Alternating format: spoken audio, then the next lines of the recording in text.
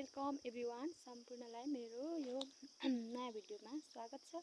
र म चाहिँ आज आँप टिप्नलाई आँपको फेदमा आएको छु र आँप चाहिँ अचार आउनुको लागि आँप चाहिँ यता छ तर देखिएको छैन। म अब झार्छु अनि तपाईँलाई देखाउँछु।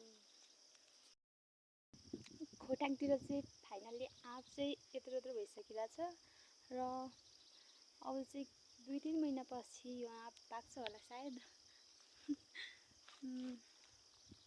अब चाहिँ लागु।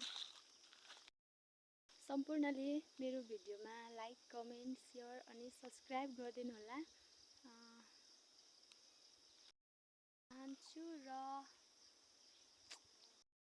अहिलेको भिडियोमा चाहिँ बाई बाई भन्ने अर्को भिडियोमा भेट्ने बाचा गर्दछु। By by everyone.